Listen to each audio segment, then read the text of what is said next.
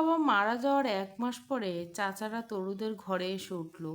সেই সাথে চাচি তাদের কাজের মহিলাকে ছাড়িয়ে দিল। 2 মাসের মাথায় তরু আর তরুর মায়ের জায়গা হলো ঘরের সবচেয়ে ছোট্ট রুমটায়। এরপর তরু বুঝতে পারলো এই ঘরটা এখন চাচাদের হয়ে গেছে এবং মা হয়ে গেছে এই ঘরের বাঁধা কাজের লোক। দুপুরে তরু শুয়ে শুয়ে ভাবছে বাবার কথা। তরুর মা যখন রুমে এলো হাতে মাছের রক্ত, এসে তরুকে বলল বিকেলে লতার টিচার আসবে, আসরের পর আর বাসা থেকে বের হবি না বলে দিলাম। আমার আর ঝামেলা ভালো লাগে না। মায়ের কথা শুনে তরু বিরক্ত হয়ে বলল, লতার স্যার আসলে আমার কি মা? ওর স্যার তো আমার কোলে উঠে বসে থাকবে না যে আমি বের হতে পারবো না?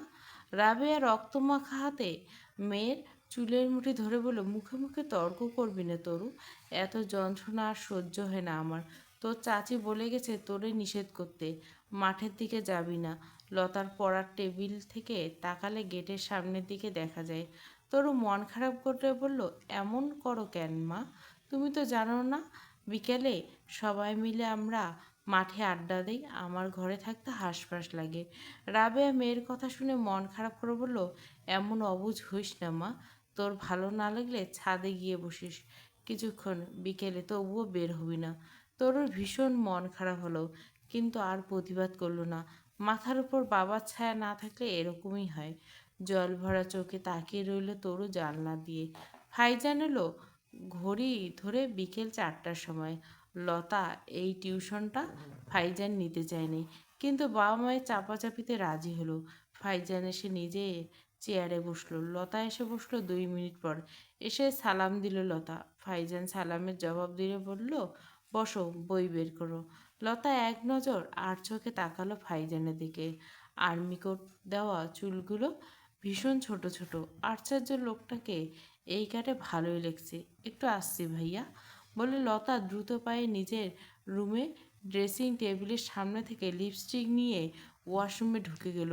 নোট কালারের লিপস্টিকটা ঠোঁটে হালকা লাগিয়ে দিয়ে আয়নায় নিজেকে ভালো করে দেখে নিল। না, এবার বেশ সুন্দর লাগছে। সন্তুষ্ট হয়ে লতা বের হয়ে এসে আবারও চেয়ারে বসলো। ভাইজান প্রথমে অ্যাকাউন্ট বইটা খুলল। লতাকে একটা অঙ্ক ভালো করে বুঝিয়ে দিয়ে খাতা বের করে দিল।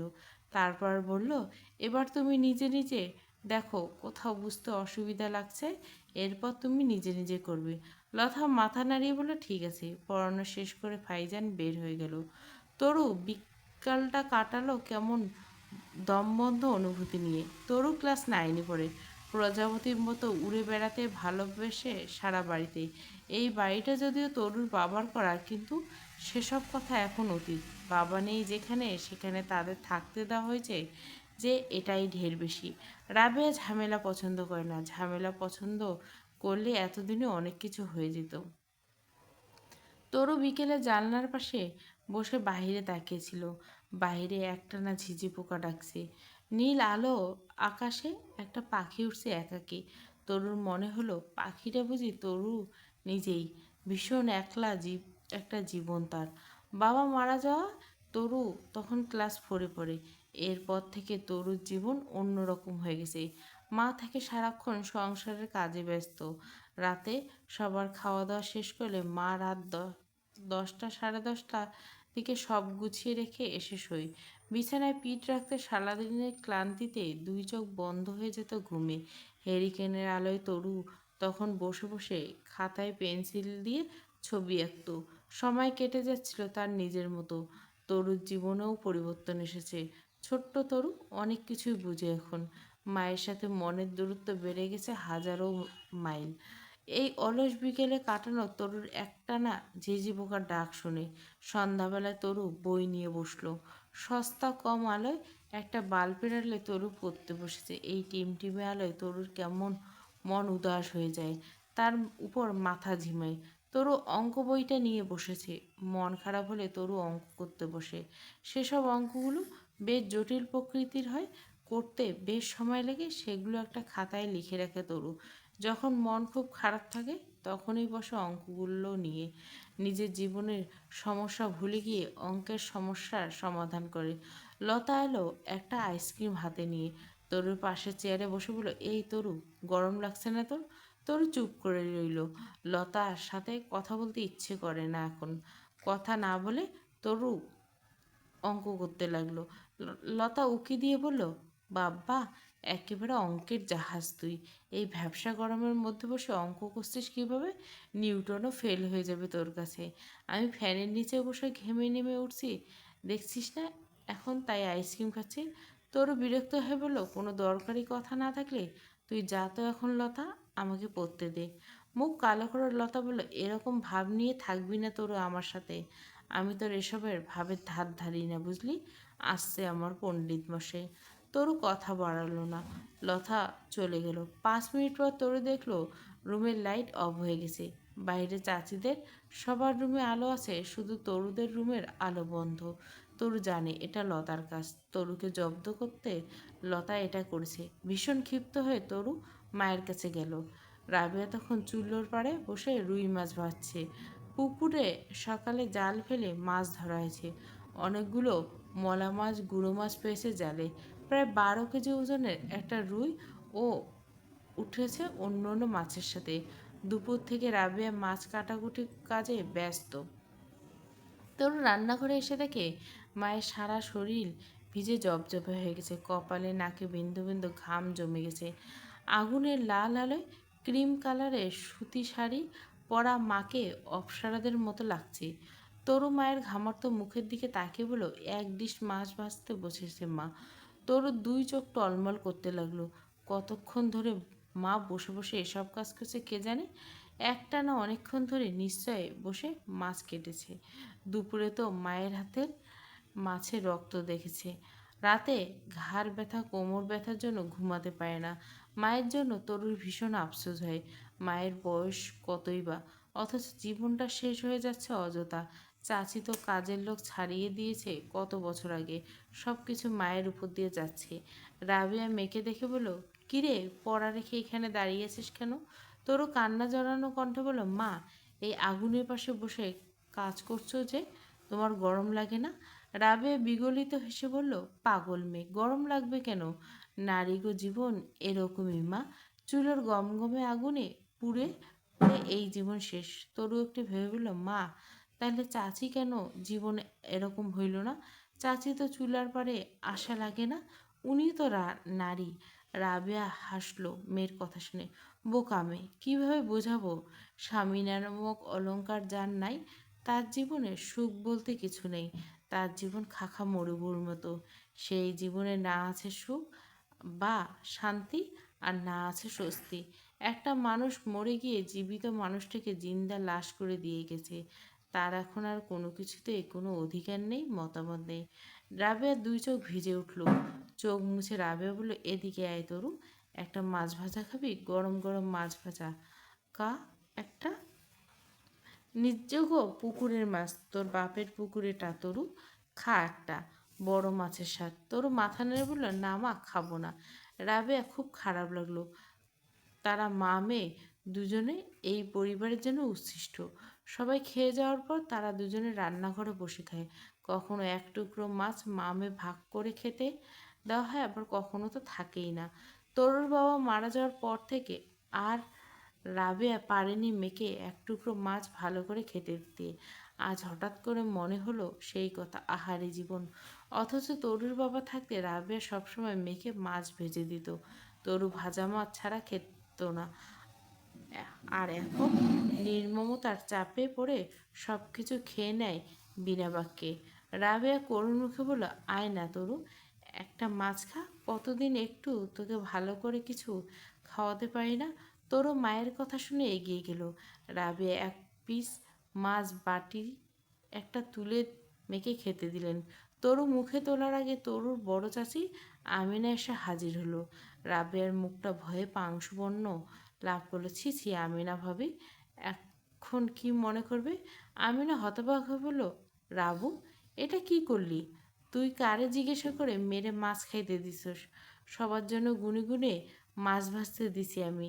রাবেয়া সাহস সঞ্চয় করে বলল, তরু, মাছ ভাজার উপর শখ ভাবি, সব সময় তো খাইতে পায় না, তাই আজ একটা মাছ খেতে দিছি। আমি নিজেই জোর করে দিছি, তরু নিতে চায়নি। রাবেয়া তেলে বেগুনে জ্বলে উঠল। কি বললি রাবু তুই? সব সময় খাইতে পারে না? তোকে আমি ভাত মাছ দেই না? দুধ কলা দিয়ে কালসাপ পুষি আমি? আমার খাস, আমার বদনাম করস কেমনি? এত নিমুখ হারামি তো বড়। রাবেয়া থ মেরে গেল। আমিনা বলল, আজ আমি এখন না আসলে তো জানতেই পারতাম না রান্নাঘরে যে এসব চোর চাকারি চলে তোর। কবে থেকে এমন করিস? এই জন্য তো কই, হিসাব মিলে না কেন আমার? তরু আর মুখে খাবার উঠল না। লজ্জায় অপমানে মাছের বাটি নামিয়ে রেখে তরু দৌড়ে নিজেদের রুমে চলে গেল। মায়ের এত অপমান তরু সহ্য করতে পারছে না, ভীষণ কষ্ট হচ্ছে। ভোর রাতে বেশ খানিকক্ষণ বৃষ্টি হয়ে গেছে, সেদো মাটির গন্ধ চারিদিক। বৃষ্টির ঝুমঝুম শব্দে তরুর ঘুম ভেঙে গেছে। পাশে রাবেয়া ঘুমাচ্ছে। তরুর ভীষণ খিদা পেয়েছে। রাতে মা আমি কেউই খায়নি। এখন অবশ্য খাওয়ার মতো কিছুই নেই তরুর। তরু উঠে এক গ্লাস পানি খেলে নিল। সকালবেলা তরুর আর বের হলো না রুম থেকে। গত রাতে পড়া হয়নি, পড়তে হবে। রাবেয়া রুটি আর আলু ভাজি এনে মেখে দিলেন, খেয়ে স্কুলে যেতে। গত রাতে না খাওয়া তরু পেটে ক্ষুধা নিয়ে খেতে পারল না। পেটের ক্ষুধার চাইতে অপমানের জ্বালা যখন বেশি হয় যায়, তখন পেটের ক্ষুধাও ফিকে লাগে। তরু ব্যাগ গুছিয়ে বলল, খেতে ইচ্ছা করছে না মা। রাবেয়া চিরুনি এনে মেয়ের চুলে জ্বর ছাড়াতে ছাড়াতে বলল, মারে মন খারাপ করে থাকিস না। শুধু শুধু রুহুরে কষ্ট দিয়ে কী লাভ? রুহুর বদদোয়া লাগবে। রুহুরে বদদোয়া যদি লাগেই মা, তাহলে চাচির উপরে লাগতো সব কিছু। এসব বদদোয়া বলে কিছু হয় না মা। এই দুনিয়া বড় নিষ্ঠুর। এখানে এতিমের বদদোয়ার কোনো দাম নেই, এতিমের জীবনেরও কোনো দাম নেই। রাবেয়া মেয়ের চুলে বেনুনি করতে করতে বলে, এভাবে বলে না মা, আল্লাহ নারাজ হইব। আল্লাহ সব অন্যায়ের বিচার করে। আমরা মানুষ হয়তো বুঝি না। সবার পাপের শাস্তি সবাই পাবে। হাসরের মাঠে সব কিছুর বিচার হইব মা। আমার রসুল এতিম ছিলেন, এতিমরে তিনি ভালোবাসতেন। মন খারাপ করিস না, আয় মা খেতে আয়। তোরও মায়ের কথাটা শুনে একটা রুটি খেলো, তারপর ব্যাগ নিয়ে বের হয়ে গেল। লতা আগেই তৈরি হয়েছিল। তরুকে বের হতে দেখে নিজেও বের হয়ে এলো। তরু পাশাপাশি হাঁটতে হাঁটতে বলে, জানিস তরু, আমার প্রাইভেট পড়তেছি এখন। তরু জবাব দিল না। লতার উপর রেগে আছে তরু। গত রাতে লতা যদি এই কাজ না করতো, তাহলে তরু মায়ের কাছে বিচার দিতে দিত না, আর তাহলে মাছ ভাজা নিয়ে এত কাহিনী হতো না। লতা ব্যাগ থেকে একটা ডেইরি মিল্ক বের করে বলে, ডেইরি মিল্ক খাবি তরু? এটা অরিজিনাল ডেইরি মিল্ক, আব্বা পাঠিয়েছে আমাদের জন্য। এত টেস্টি। দোকানে 5 টাকায় যেই ডেইরি মিল্ক কিনে খাস তোরা, ওগুলো তো চকলেট না, বিষ এক প্রকার। আসলটার টেস্ট অন্যরকম। তুই কখনো খেয়েছিস তরু? তরু ভীষণ হাসি পেল শুনে। নিজের রাগ চেপে বলে, শোন লতা, তোর আব্বাকে বিদেশে আমার আব্বা নিয়ে গেছে, তাই মনে রাখিস। তোর আগে এসব বিদেশি চকলেট আমি দেখেছি, খেয়েছি। লতা মুখ কাড়ো করে বলল, তুই আমাকে খোটা দিচ্ছিস? আমার আব্বাকে তোর আব্বা বিদেশে নিয়েছে বলে তুই খোটা দিচ্ছিস আমাকে? বিদেশে না গেলে কি তুই মনে করস আমার আব্বা আমাকে খাওয়াইতে পারতো না? পারতো লতা, কিন্তু এই অরিজিনাল ডেইরি মিল্ক না, 5 টাকার দামে ডেইরি মিল্ক খেতি। লতা তরুর বেনুনি ধরে টান দিয়ে বলে, বড় বড় কথা বলিস যে তুই? এত সাহস কেন তোর? শরম করে না? আমাগো খাস, আমাগো লাগে বড় বড় কথা বলিস? তরুর মাথা ফুল গরম হয়ে গেল। লতার চুলের মুঠি ধরে বলল, না, লজ্জা করে না? কেন রে? জানিস তুই, তোরা যেই ঘরটাতে থাকছিস ওটা আমার বাবার করা ঘর। আমার আব্বা ওই ঘর করেছে। তোরা তো থাকতি ভাঙ্গা একটা ঘরে। আমার আব্বা মারা যাওয়ার পর তোরা জোর করে আমাদের ঘর দখল করছিস। আমার আব্বার জায়গা জমি সব তোরা দখল করছিস। বাজারে যেই দোকানগুলো নাম তখন লতা এন্টারপ্রাইজ, ওগুলো আগে রাবেয়া এন্টারপ্রাইজ নামে। আমাদের সব তোরা জোর করে দখল করেছিস। আমার মা বোকা মানুষ, ভীতু মানুষ, তাই চুপচাপ সব মেনে নেয়। তাই বলে আমি সারা জীবন মেনে নিব এটা ভাবিস না লতা। আমার মাথা যদি একবার গরম হয়ে যায় তবে খুব খারাপ হবে। লতা হতবাক হয়ে তাকিয়ে রইল তরুর দিকে। তরু এত কথা বলল তাকে, সব আজকে গিয়ে মাকে বলতে হবে। মা তরুর জিভ টেনে ছিঁড়ে ফেলবে। তরু বেঞ্চে বসে মাথা নিচু করে রাখলো। মাথার দুই পাশে রগ দপদপ করছে। তার আগে আর সহ্য করতে পারছে না তরু। আর কত সইবে এসব? এটা কোনো জীবন হলো? ক্লাস শেষ করে বাড়িতে ফিরে তরু মায়ের খপ্পরে পড়ল। লতা টিফিন পিরিয়ডে স্কুল থেকে চলে এসেছে। তরু আর লতা দুজনে একই ক্লাসে পড়ে, একই স্কুলে। লতা কমার্সে, তরু সায়েন্সে। রাবেয়া তরুর দুই গালে কষে দুইটা থাপ্পড় বসালেন। তারপর চোয়াল চেপে ধরে বললেন, খুব চোপার জোর হয়েছে তোর না? শরীরে চিকনা বাড়ছে তোর? কি বলতেছিস লতারা তুই এসব? লায়ক হয়েছিস তুই? তরু চুপ করে রইল। লতা সব চাচিকে বলেছে নিশ্চয়। এরপর চাচি, এরপর মাকে চূড়ান্ত অপমান করছে। তরুর নিজের উপর নিজের রাগ হলো। কেন মাথা গরম করে এত কথা বলল লতাকে? কেন ভুলে গেল সব ঝাল সবাই মায়ের উপর মেটাবে? রাবেয়া মেয়েকে কিছুক্ষণ থাপড়ে দিয়ে ক্ষান্ত হলেন। বাইরে উঠোনে দাঁড়িয়ে লতা মিটিমিটি হাসতে লাগলো তরুর অবস্থা দেখে। বেশ লাগছে লতার। তরুর ভীষণ অহংকার। গায়ের চামড়া ফর্সা হলে রোল নম্বর 1 বলে ধরাকে সরা জ্ঞান করে। এবার কেমন লাগছে? বিকেলে ফাইজান এলো লতাকে পড়াতে। লতা আজকে আগেই সেজেগুজে বসেছে। চোখে ইউটিউব দেখে স্মোকি আই করেছে, ঠোঁটে নুট কালারের লিপস্টিক। ফাইজান এক নজর তাকিয়ে অবাক হয়ে বলল, তুমি চোখের নিচে কালি মেখেছো কেন? লতা বিব্রত বলল, কালি মাখবো কেন? এটা মেকআপের একটা অংশ। স্মোকি আই এটা ভাইয়া। ভাইজান মাথা নাড়িয়ে বলল, তুমি কি সবসময় সেজেগুজে পড়তে বসো? পড়ার লেখার সাথে মেকআপের কি কোনো হিডেন রিলেশন? গতকালও দেখলাম পড়ার মাঝখানে উঠে গিয়ে সেজে এসেছো। লতা ভীষণ লজ্জা পেল। ভাইজান বুঝতে পারছে তো লতা যে লিপস্টিক দিয়েছে? এতে লজ্জা লাগছে কেন লতার? লতা যে ভাইজানকে অনেক আগের থেকে মনে মনে পছন্দ করে বুঝে গেল নাকি? তরু বিকেলে কাটালো কান্না করে। মায়ের উপর রাগ করে সারা বিকেল বিছানা থেকে উঠল না তরু। মা কেন এত বোকা? তরু বুঝে না। কিসের আশায় এভাবে পড়ে আছে? নিজেরও ভালো বুঝে না। মা কেন সব কিছু এভাবে ছেড়ে দিল চাচার উপর? ভালো লাগছে না তরুর। আগে তরু ছোট ছিল, বুঝতো না। এখন অনেক কিছু বুঝে তরু। আশেপাশের মানুষ অনেক কিছু বলে তরুকে। কেউ ভালো বুদ্ধি দেয়, কেউ খারাপ। তরু ভালো খারাপের পার্থক্য বুঝে। বুঝে পড়ে তরু জানে, চাচা যতই চালাকি করুক, কাগজে পত্রে সব সম্পদ তরুদের। তরু স্বপ্ন দেখে একদিন সব হিসাব বুঝিয়ে দিবে সবাইকে। মাকে দেওয়া সব আঘাত তরু একদিন মুছে দিবে। রাতে আমিনা স্বামীর সাথে কথা বলার সময় তরুর বলা সবগুলো বলল আলমগীরকে। আলমগীর তরুর বড় চাচা।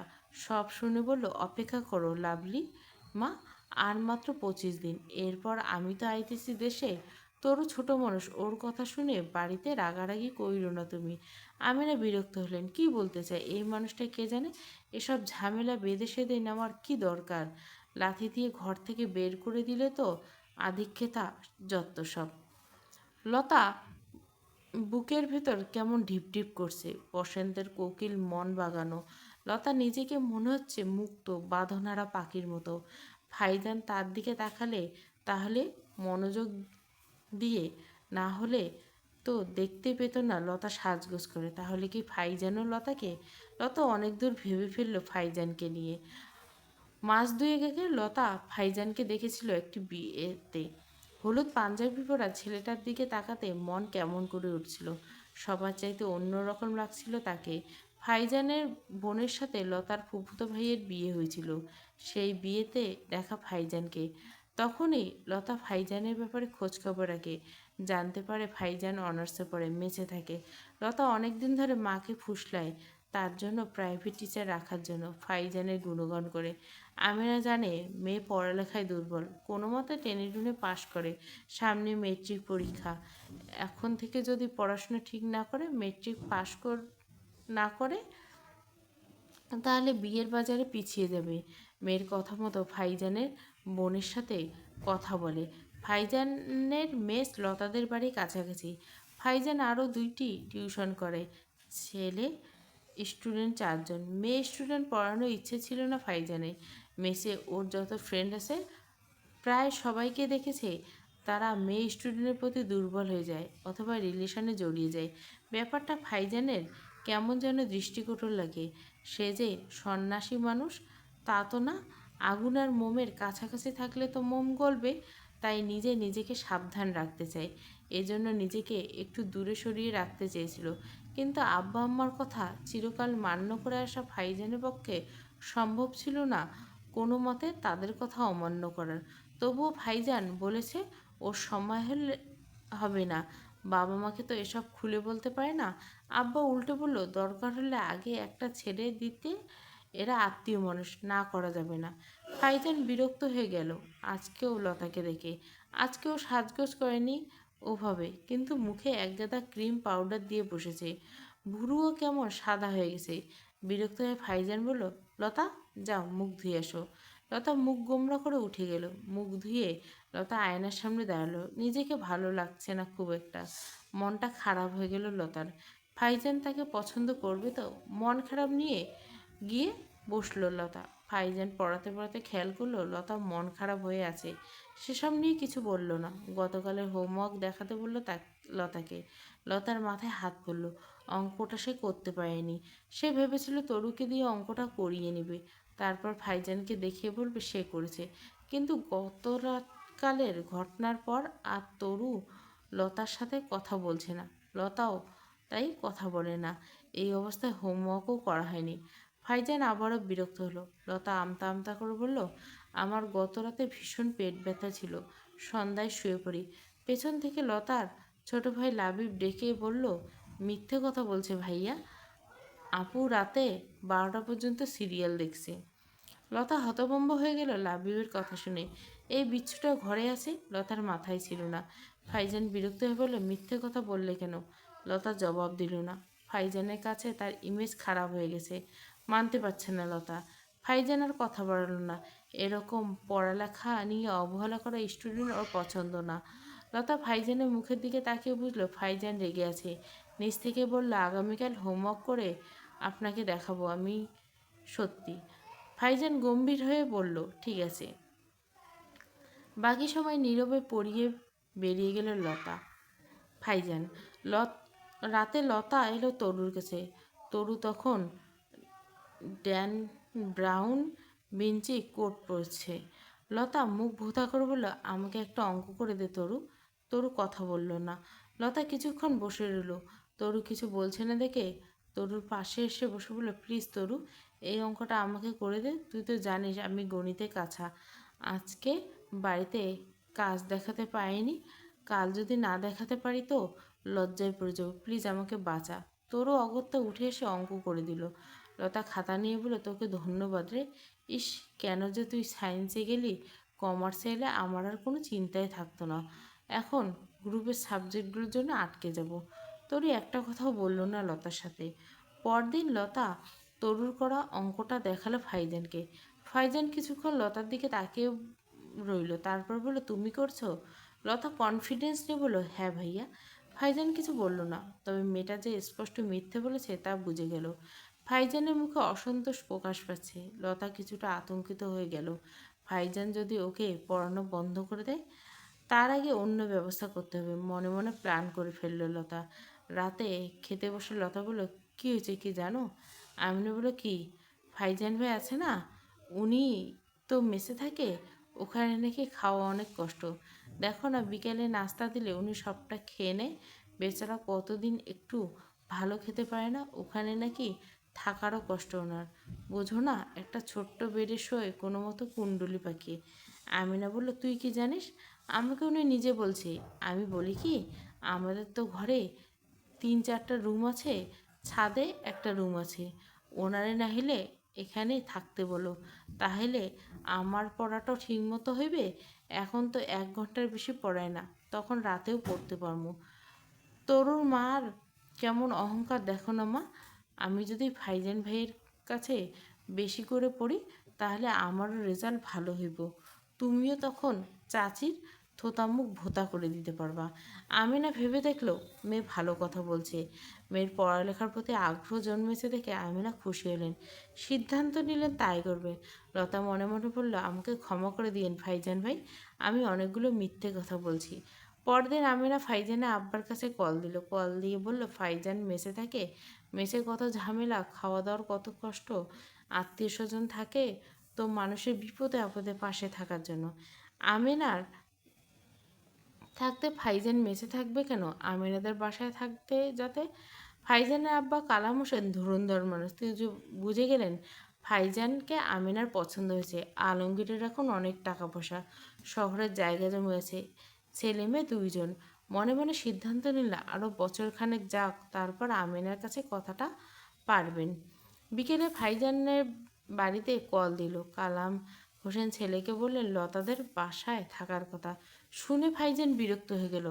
সবসময় আব্বা আম্মার কথা শুনে বলে এখন ওনাদের ঠিক করা জায়গায় থাকতে হবে। বিষয়টা মেনে নিতে পারলেন না ফাইজান।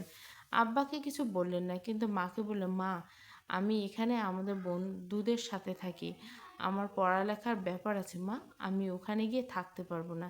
সালেহা স্বামীর সব কথায় সবসময় সায় মেলায়। স্বামীর কথা তার কাছে ধ্রুব সত্য। তাই কাঁদো কাঁদো সুরে বলল, বাবা রে, তুই শহরে থাকোস, বাম্মায় তোরে নিয়ে কত চিন্তা, তুই জানোস না? বড় দুই ছেলে থাকে কাতারে, তুই দেশে আসিস, কি খাস না খাস চোখে দেখি না। তুই আমার ছোট্ট ছেলে, আমার কত কষ্ট হয় বুঝবি না। তোরে ভালো চাই বাবা, তোর বাপ শুনলে মনে কষ্ট পাবি বাবা, তুই অমত করিস না। মায়ের ইমোশনাল কথার চাপে অনিচ্ছা নিয়ে ফাইজান লতাদের বাসায় এসে উঠল। দুদিন পর ফাইজানের জন্য ছাদের রুমটা ঠিক করে দিল। লতা নিজে হাতে পুরো ঘর সাজালো। বাবা মায়ের উপর রাগ নিয়ে ফাইজান এলো। রুমে ঢুকে ফাইজান চমকে উঠল। কেমন জবরং করে সাজানো হয়েছে, প্লাস্টিকের ফুল দিয়ে ভরিয়ে রেখেছে রুমের সব দেওয়াল। ফাইজান মনে মনে হলো এটা নিশ্চয় লতার কাজ, লতা এসব সাজিয়েছে। বিছানায় জড়ি দিয়ে ভরিয়ে রেখেছে। মাথা গরম হয়ে গেল ফাইজানের। চেয়ারে বসে কিছুক্ষণ চুপ করে রইল। বাবা মায়ের বাধ্য সন্তান হওয়া সবসময় যে সুফল বয়ে আনে না, তা বুঝতে পারল। কেয়া পাতার নৌকো প্রথম পর্ব প্লেলিস্টে পেয়ে যাবেন পুরো গল্প। ভালো লাগলে অবশ্যই লাইক করবেন।